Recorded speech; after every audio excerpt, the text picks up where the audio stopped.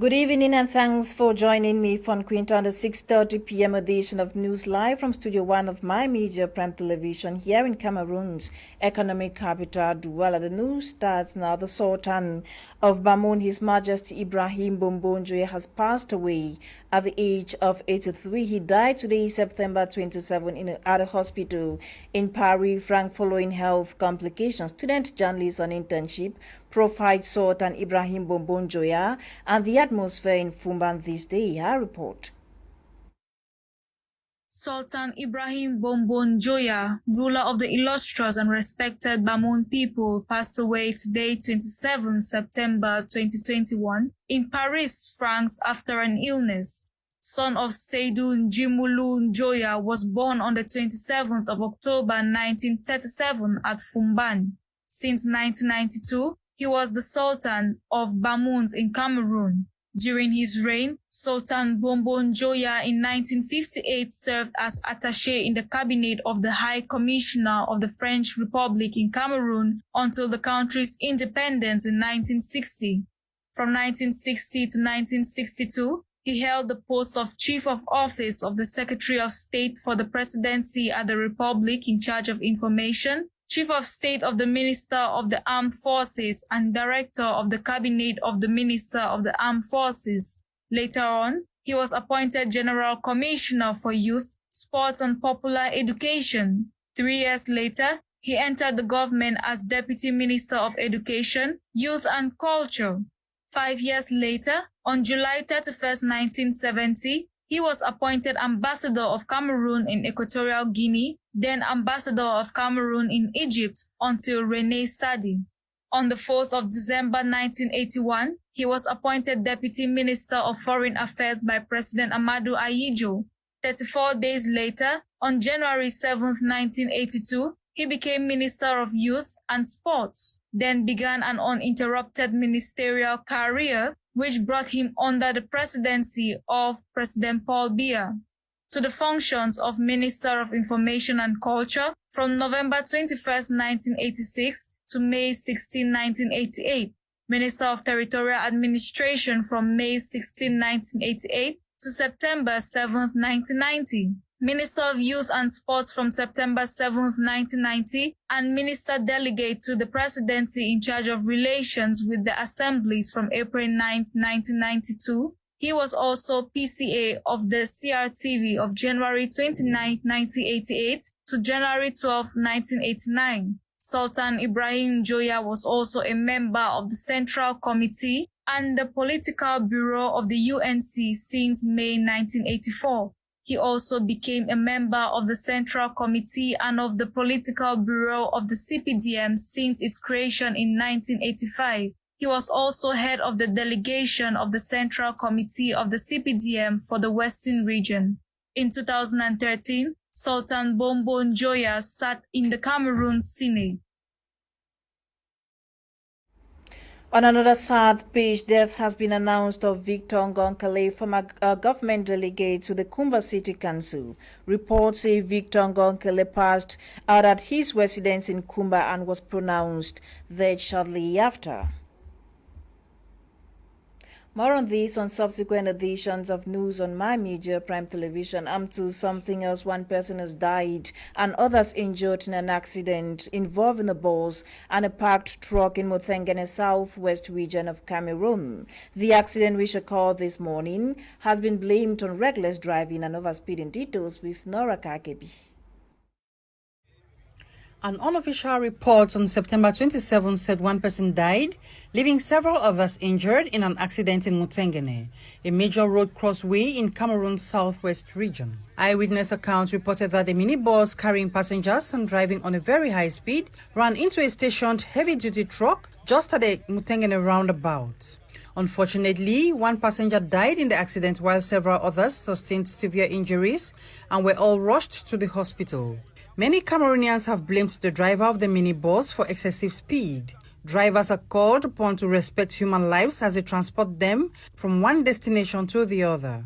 According to government statistics, 70% of human causes account for most road accidents in the country. Drivers usually ply the roads with poor driving skills and are sometimes inattentive. Just recently, the Transport Minister, Jean-Ernest Ngalebibehe, prescribed new measures that transport agencies must go by if they will continue plying the road, and he also warned against disrespect of the highway code, promising to strictly sanction defaulters as prescribed by the Cameroonian law. Now, a road accident which occurred this morning at Mbanya Bridge Sablo Bonamusadi in Douala left one person seriously injured. The accident has been blamed on reckless driving and overspeeding, as Eileen Samathosas. The accident, which occurred at the Mbanya Bridge in Sable Bonamusadi, Douala 5 municipality, involved a tricycle and a commercial motorbike and has been blamed on the tricycle, which knocked off the motorbike rider, depositing him into the Mbanya River. Fortunately for the victim, his comrades present at the accident scene dived into the river and pulled him out before he could drown. But he was badly injured in the elbow and had taken in some water. As such, resuscitation was carried out to revive him, then rushed to the hospital while efforts were made to pull out his bike with the help of ropes. C'est juste pour montrer la solidarité des motoman, des mototaximan. It is worth noting that the Mbanya Bridge at Sable Bonamusadi is usually flooded during torrential rains, and had it been the case, the accident would have been quite deadly. Meantime, users of the stretch of road linking Sable to other parts of Bonamusadi, Bepanda, and Aqua Nord have been advised to drive with prudence, respect the highway code, and be vigilant to passers-by. Results of the CPDM reorganization in various structures of the party in Memel Division Southwest region of the country have been released days before the elections were held. Some candidates were taken by surprise as the heads of Electoral Commission declared results from the basis of consensus. In Memel 1A, the city mayor of Kumba, Gregory Ewane, was campaigning while results were being declared in other locations of the city. Thamfu Sidan captured the drama and reports from Kumba. While the Kumba City Mayor Gregory Temeyog was in the various subsections of the CPDM in Meme 1A, campaigning and telling militants to come out on Tuesday 28 September 2021 and vote, results of the elections were being declared in another location in favor of the incumbent Tabord Lawson, even though there was no election. According to the Electoral Commission, Tabord Lawson submitted his list, which was not wanting, but the commission found the list of Gregory Temeyog Mewano wanting and decided to reject it. He was qualified, yes, to say run with mayor. He had never been subsection president or president, but as mayor he's qualified. But again, because of the constitution, he's away. But again, you must know that for the sake, as you asked the question, for the sake of party interest, he was asked to form a consensus with candidate Lawson, to form a consensus just for party interest. And because of the pressing tension we have, it shouldn't be like maybe they patronize him. But he refused. According to the result, Meme 1A has Tabord Lawson as the section president, Madame Bonnet Epose Mokoto Mewano, the WCPDM section president, and Bisong John Akonde as the YCPDM section president. But the results were refused by the head of the Central Committee delegation to Meme, Chief Benjamin Mutanga Itwe. The candidate Tabord Lawson backyard earlier stated that there is insecurity in Meme division and it will be difficult to run elections campaign, reason why he opted for a consensus which was outrightly rejected by Gregory Temeyok Mewano, who went on campaigning in Baromimbo, Upstation, Gamalikum, Bonakama, Kake 1 and 2, Diffa, My 1 subsection respectively, to prove that the incumbent lose grip of his population, reason why he could not campaign. We are one person, we share love. Everything can go on, election. I mean, if we can come here and do our campaign, call for the people are out, and we are talking with them. So what security are we talking about? This is my one, Kake 1. They are destroying the image of Kumba. We are not that type. That's not our portion. That's not our identity. There is serenity, there is peace, there is love. What we need is development. So long as the people know you stand for development, they are behind you. But if you don't give them any development, I think they will be disgruntled. It's as simple as that. Candidate Gregory Temoyog Mewano still hopes and calls on militants to come out on Tuesday and vote. For go that Tuesday, go cast your vote. for the person who you want to say, make Nai go be the new leader for CPDM party for inside Meme 1A. Councillors of the Bamenda 2 Council have validated the September 2 decree that lays down conditions for allowances and benefits to mayors and councillors. This was during an extraordinary council session held over the weekend in Bamenda. Northwest correspondent Charles Kibwa attended the extraordinary session and now reports. An extraordinary council session for the Bamenda 2 Council to validate allowances for mayors and deputies of the Bamenda 2 Council took place over the weekend at the council chambers. Meeting to validate in line with decree of September 2nd, 2020 that lays down conditions for allowances and benefits to mayors and councillors. A decision taken by the Ministry of Decentralization and Local Development.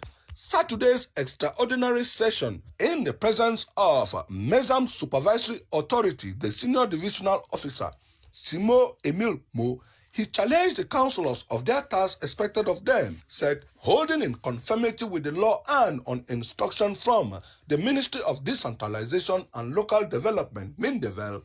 His advice to the councillors shouldn't too much focus on setting allowances each time they convey, for it will be too costly for the council. The Bamenda 2 Council extraordinary session to meet up with a deadline given being September 30th, coming few weeks after the council's media evaluation session. Saturday's deliberation validated the decree of September 2nd, 2020 for implementation to the mayor, Chenry Peter of the Bamenda 2 Council. The minister's decision after 2 years in office since took over, where security challenges is top priority and operating with no fixed rate of allowance, with the decision fixing allowances to all mayors as per council, comes to boost their ability in conflict management. I really thank God for the decree put in place by the Minister of Mindever, because we were working without fixed allowances. You know, it's very difficult when you work without knowing your financial status. But now,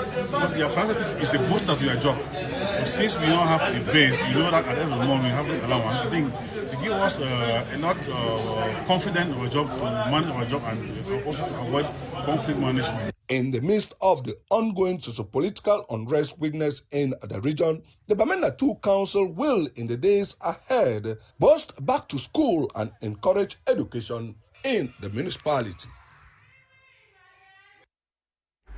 Now, the second batch of candidates of the Higher Institute of Business Management Technology Hibmat Douala have defended their end-of-year course projects. This took place over the weekend at the Eurojust campus of the institution. Nolinga in our reports. As part of the requirements to be fulfilled in acquiring a professional Bachelor of Technology degree at the Higher Institute of Business Management and Technology HIPMAT, this second batch of students have successfully defended their end-of-course projects before the members of jury, their family members and friends. Professor Emeritus Ibrahim Kashim Tala is the rector of HIPMAT, and as the president of the members of jury, the modalities for qualification are emphasized. To qualify to do the BTech, that's the Bachelor of Technology program, you must first hold an HND, that's a Higher National Diploma. I would say virtually all of them obtained their HND from this campus. They've now finished their Bachelor of Technology, BTech Professional Bachelor of Technology, so they have just defended their work. And I'm very happy to note that they did very well. Talking to some of the defenders, the joy of getting through this stage isn't limited to the acquisition of the BTech degree, but also characterized with the utmost satisfaction, knowing that the identified societal problems mentioned in their projects will be tackled in no distant time. My research title was The Effects of Communication on Employees' Performance, the case study of Unix PLC Douala. The problematic was mainly the frequent breakdown of network and also the lack of communication between employees of that society. I want to solve the problem of communication first of all, because in every organization, communication is the key. The problem identified with generally in the cement industry was that they had a major challenge in coming up with branding strategies. I actually feel very happy and complete. It's actually been the best experience with the lecturers and everybody. Everybody has been friendly and down to earth. As a witnessing parent, Madam Aishatu is not only proud of her daughter's performance, but is overwhelmed with joy. I'm very, very happy for attending the defense of my daughter. I don't even know the way I can even express because joy over my body for 3 years that she has spent in this institution. Meanwhile, inquiring further to know what it takes to study at the Higher Institute of Business Management and Technology, Professor Ibrahim once more. If you want to come for the HND, you need to hold the GCE advanced level or the baccalaureate or any approved qualification. If you want to do the Bachelor of Technology, you need to hold a Higher National Diploma, HND. Now, if you want to do, like those of them who have just defended today, if they want to continue with the Professional Master of Business Administration, MBA, they have already qualified. As qualified professionals from HipMart, the job market is ready to absorb this new batch, either as job creators or employees, as the choice is theirs to make.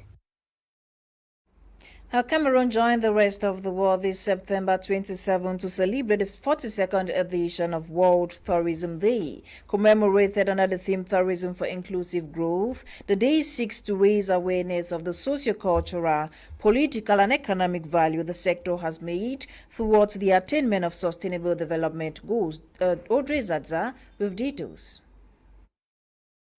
The 24th edition of the World Tourism Day in Cameroon kicked off at the Anastasie Park in the nation's capital with exhibitions, roundtable discussions and workshops highlighting the importance of tourism in the world and Cameroon in particular. Commemorated this year under the theme Tourism and Inclusive Growth, the ceremony was marked by the statement of the Secretary General of the World Tourism Organization, read by the Minister of State for Tourism and Leisure, Bello Buba Maigari, where the United Nations World Tourism Organization urged everyone to highlight the ability of tourism. By celebrating this day, we state our commitment that, as tourism grows, the benefits that come will be felt at every level of our broad and diverse sector, from the biggest airline to the smallest family business.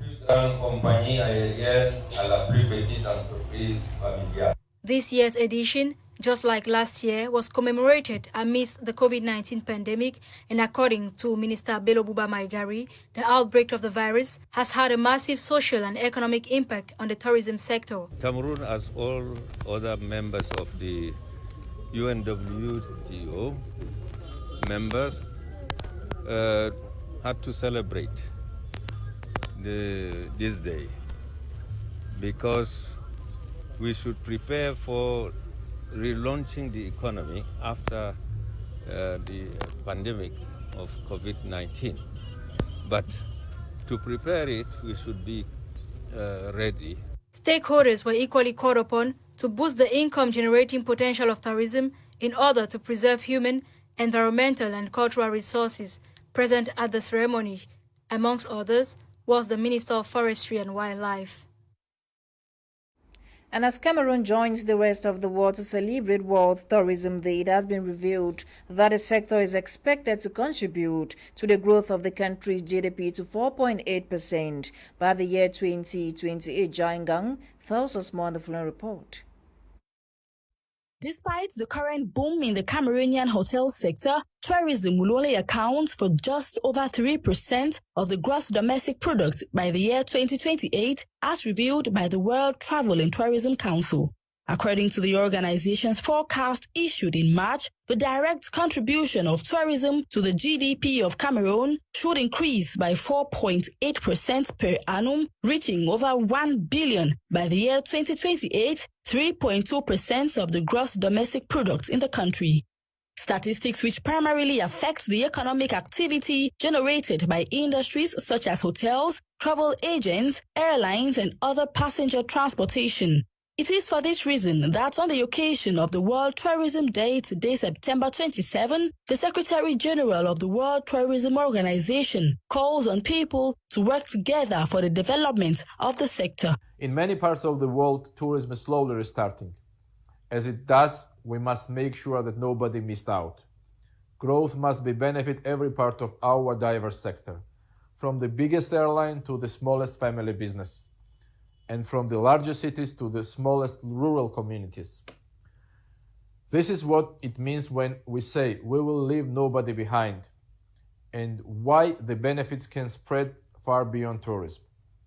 Looking to the future, inclusive decisions will be key transforming our sector for the better. In 2019, the real contribution of travel and tourism to the gross domestic product for Cameroon was at $3.1 billion, increasing from $0.9 billion in 2000, indicating an annual growth average of 7.17%. The forecast by the World Travel and Tourism Council showed that by 2028, the contribution of tourism to the gross domestic product will be lower than in the previous years. This is due to the advent of the wave of expatriate kidnappings in the far north tourist region, now classified as red zone by tourists, and the COVID-19 pandemic.